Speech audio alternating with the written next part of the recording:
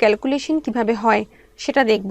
So এখানে আমার কাছে একটা এক্সেল শিট আছে যেখানে আমাকে percentage change of profit calculate করতে হবে পার মান্থ অনুযায়ী। মানে আমাকে দেখতে হবে যে আমার কারেন্ট মান্থ মানে এই মান্থে কতটা পার্সেন্টেজ চেঞ্জ হয়েছে।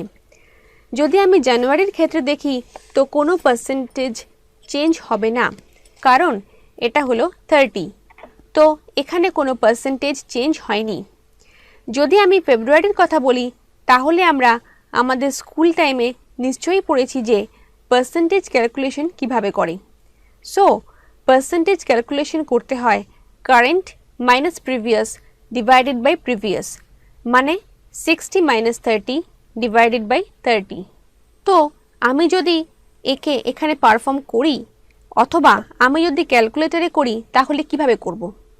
60 মাইনাস 30 যখনই আমি ডিভাইডের সিম্বল দেব তাহলে আপনা আপনি এখানে আসবে 30, আর আবার ডিভাইড করব 30, তো এটা হয়ে যায় 100%।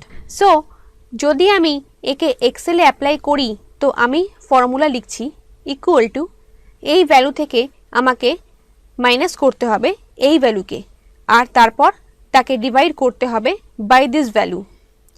তো যখনই আমি এটা করব তো আমার অ্যান্সার আসার কথা 100%, মানে 1। সেটা কি এলো দেখি তো। যখনই আমি এন্টার প্রেস করব তো অ্যান্সার হলো 59। তো এরকম গড়বড় কেন হলো? তো আমরা এখন একটু আগে স্কুলে গিয়ে দেখি তো কি হলো ব্যাপারটা। আমরা একটা প্রিন্সিপাল পড়েছিলাম বডমাস, মানে bracket of division, multiplication, addition and subtraction. মানে সবার প্রথমে হয় ডিভিশন, মাল্টিপ্লিকেশন, তারপর অ্যাডিশন আর তারপর সাবট্রাকশন। এখন যদি এই ফর্মুলাটা আমরা দেখি তাহলে দেখব এখানে কি করা হয়েছে।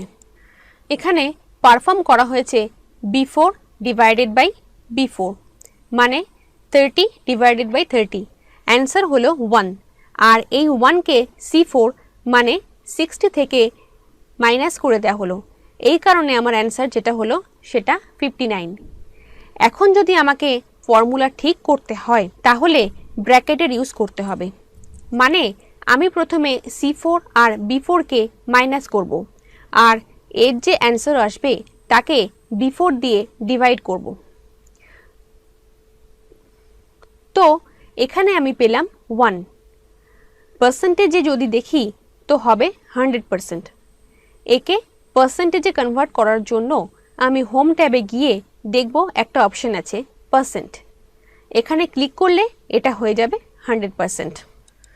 যদি আমাকে ডেসিমেল প্লেসেস বাড়াতে হয় তাহলে ইনক্রিজ ডেসিমেল নামে একটা অপশন, যেটা পার্সেন্টেজ অপশনের জাস্ট পাশে কমা আর তার ঠিক পাশের অপশনটায় ক্লিক করব।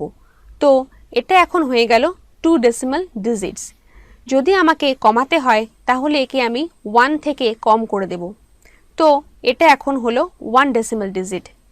আমাদের পার্সেন্টেজ চেঞ্জের ফর্মুলা এখানে এসে গেল C4 minus B4 divided by B4। এখন যদি একে আমি ড্র্যাগ করে পাশের সেলগুলোতেও অ্যাপ্লাই করি তাহলে এটা তৈরি হয়ে যাবে D4 minus C4 divided by C4, মানে এখন আমার পার্সেন্টেজ ক্যালকুলেশন যেটা হলো সেটা সঠিক। কিছু ভ্যালিউজে আমাদের মাইনাসে চলে গেছে, মানে সেই সময় কোনো প্রি প্রফিট হয়নি। আমাদের কাছে কিছু ভ্যালিউস মাইনাস পার্সেন্টেজে এসেছে যেটা সঠিক আসেনি।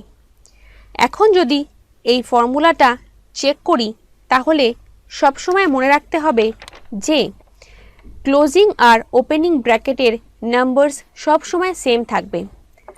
সাপোজ যে B4টা ডিভাইড হবে তার আগে যদি একটা ব্র্যাকেট লাগাই আর তাকে ক্লোজ না করেই এন্টার প্রেস করি তাহলে একটা এরর দেখাবে, we found a typo in your formula and try to correct it. এটা আমাকে একটা কারেক্ট সিকোয়েন্সের ফর্মুলা দেখাবে যেখানে আমাদের ওপেনিং আর ক্লোজিং ব্র্যাকেটের নাম্বার ঠিকঠাক আছে। যদি আমার এই কারেকশন ঠিকঠাক লাগে তো I can accept it and can click yes. তো আমার ফর্মুলা সঠিক ব্র্যাকেটের সাথে এখানে চলে আসবে।